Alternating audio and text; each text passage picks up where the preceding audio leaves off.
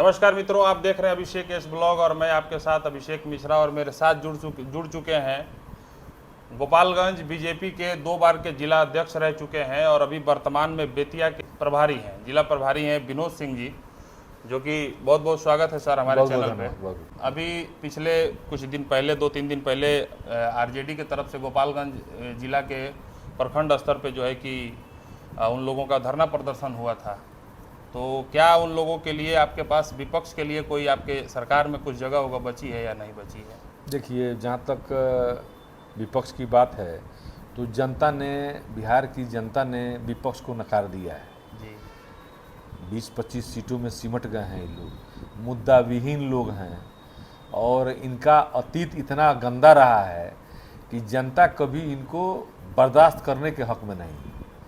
तो ये अपना जो ज़मीन जो इनका समाप्त हो गया है, ज़मीन जो खिसक चुका है, उसको बचाने के चक्कर में ये सब धरना प्रदर्शन कर रहे हैं। कोई मामला मुद्दा तो बिहार में है, बचा नहीं है। नहीं तो आपके सरकार में जैसा कि आप लोगों का ये बहुत जिम्मेदारी के साथ पूरे समाज को लेकर के चलने का जो आप लोग दावा करते हैं, उसमें उन लोगों को भी कहीं ना कहीं जोड़ करके लेके चलना चाहिए। काहे उन लोगों को अकेले छोड़ दिए हैं? नहीं, तो मतलब जब से ये ब्रह्मांड पैदा हुआ तो सुर असुर, देवता राक्षस, तो वो तो समाज के मुख्य धारा में रहने वाले लोग नहीं है। वो तो अपराधियों का जमावड़ा है, उसमें अपराधी किस्म के लोग हैं, अपहरणकर्ता हैं, गुंडा तत्व हैं। वो तो समाज के साथ रहने वाले नहीं हैं। सत्ता खुदा ना खास्ते मिल गया लालू यादव को, तो किस प्रकार बिहार में लूट खसोट, अपहरण, हत्या का जो दौर चला, तो वो सब उसमें विश्वास रखने वाले लोग हैं। वो लोकतंत्र में विश्वास रखने वाले लोग नहीं हैं और बिहार की जनता उनको पसंद नहीं करती है, इसलिए वो लोग नेपथ्य में हैं। आरजेडी की तरफ से कहा गया है कि जो गोपालगंज का मॉडल अस्पताल है उसको तेजस्वी यादव ने बनवाया है। वो तो कहने के लिए भी कह सकते हैं कि हावड़ा पुल लालू जी ने बनवाया कहने को तो कुछ भी कर सकते हैं। इसमें यहाँ पे विगत, जैसे आपको पता है कि 2005 से बिहार में एनडीए की सरकार है जी। कुछ दिनों के बीच में कुछ ऐसा घटनाक्रम हुआ कि नीतीश जी गए, लेकिन नेतृत्व तो नीतीश जी कर रहे थे जी। तो तेजस्वी जी कहाँ से बना दिए? उनके बाबूजी थे तो कहाँ नहीं बना अस्पताल? उनके बाबूजी थे तो बिहार का जाना माना अस्पताल हथुआ अनुमंडलीय अस्पताल है जी, जी। जो महारानी जानकी कुंवर के नाम से जाना जाता है। वो अस्पताल बिहार में पटना मेडिकल कॉलेज अस्पताल के बाद से दूसरा अस्पताल था, दूसरे नंबर पर था। तो अपने ज़माने में तो उनके ज़माने में अस्पताल में तो सूअर, कुत्ता और बकरी सोती थी और अस्पताल तो सिर्फ और सिर्फ आपको इंजरी बनाने का एक केंद्र था, इलाज तो होता नहीं था वहाँ पे। तो अपने ज़माने में तो कुछ किए नहीं, अब जब सब कुछ ठीक हो रहा है, ठीक हो गया है, तब आरोप लगा रहे हैं। मैंने आपके कहने का मतलब कि जो कुछ भी हुआ है, हाँ, एनडीए की सरकार में उसका हुआ है। श्रेय वो लेना चाहते हैं। श्रेय लेना नहीं, जबरदस्ती कुछ भी बोलना।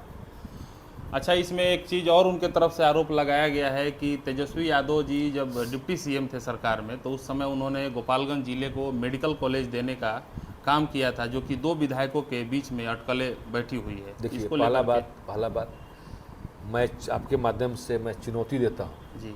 आरटीआई से आप भी पत्रकारिता के काम में जुड़े हैं जी। आप भी आरटीआई से मांग सकते हैं कि तेजस्वी यादव जितने दिन तक उप मुख्यमंत्री रहे, एक भी फाइल उन्होंने अपने कार्यालय में फाइल का निष्पादन नहीं किया है। ये मैं दावे के साथ कह रहा हूँ, पहला बात। दूसरा बात, भारत के यशस्वी प्रधानमंत्री नरेंद्र भाई मोदी जी ने जब दोबारा उनकी सरकार बनी 2014 में, उसके बाद से देश में मेडिकल कॉलेजों का जाल बिछना शुरू हुआ। उसके बाद से केंद्र सरकार ने यह संकल्प लिया कि पूरे देश के हर जिला में एक मेडिकल कॉलेज देने का काम करेंगे।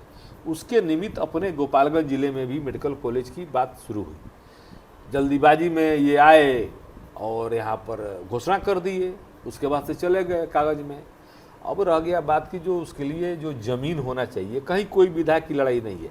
जो भी विधायक, हर कोई विधायक चाहता है कि हमारे क्षेत्र का विकास हो, लेकिन यह पहले से तय हो चुका है कि वहाँ कृषि फॉर्म की ज़मीन पे मेडिकल कॉलेज चनावे में बनेगा, तो बनना है, वो प्रक्रिया है। ज़मीन ट्रांसफ़र होने का जो कार्रवाई है वो चल रहा है, वो ट्रांसफ़र होगा, उसके बाद से काम लगेगा। पैसा भी पर्याप्त मात्रा में है, तो कहीं से कोई दिक्कत नहीं है। विपक्ष कह रहा है कि जब चुनाव नज़दीक आएगा तब उसका शिलान्यास होगा। सिवान में कौन शिलान्यास कैसे हो गया? छपरा में कैसे हो गया? वैशाली में कैसे हो गया, बेतिया में कैसे हो गया। मैं बता रहा हूँ आज 1,28,000 MBBS के छात्र प्रत्येक वर्ष देश से निकल रहे हैं, तो कैसे बिना कॉलेज खुले हो गया? कॉलेज तो खुल ही रहा है, बिहार में कितने मेडिकल कॉलेज खुल रहे हैं, काम चल रहा है। अच्छा, मंगलपुर गोपालगंज को जोड़ने वाला जो पुल है उसको भी लेकर के आप देख रहे हैं कि कई दिनों से जो है कि खबरें सुर्खियों में चल रही हैं। देखिए उसमें कुछ गैपिंग आई है, क्या कहेंगे उसको? देखिए सुपर स्ट्रक्चर है, वो टेक्निकल मामला है, मेंटेनेंस का मामला है। प्रॉपर मेंटेनेंस में कहीं ना कहीं तकनीकी चूक हुई होगी, वो मेंटेनेंस हो जाएगा, ठीक हो जाएगा। वो तो दरार गैप सुपर स्ट्रक्चर में गैप हुआ है, कोई पिलर तो टूटा नहीं है, पिलर तो धंसा नहीं है। सुपर स्ट्रक्चर में होता है तो उसको सुधार कर लेंगे। बड़ी गाड़ियों का आना जाना हाँ, फिलहाल तो बंद किया गया है, उसको रिपेयरिंग हो जाएगा, फिर शुरू हो जाएगा। उससे बहुत सारा प्रभावित हो रहे हैं लोग, जो हाँ, है कि तो घूम होता करके है, आना जाना पड़ रहा है। देखिए बड़ा बड़ा पुल भी मेंटेनेंस के लिए बंद होता है। ऐसा कुछ थोड़ी है कि एक बार पुल बन गया और ताउम्र पूरे जिंदगी भर चलेगा, ऐसा थोड़ी होता है।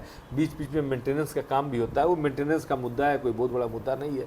छोटी गाड़ियाँ चली रही हैं, बड़ी गाड़ियाँ भी चल लेंगी।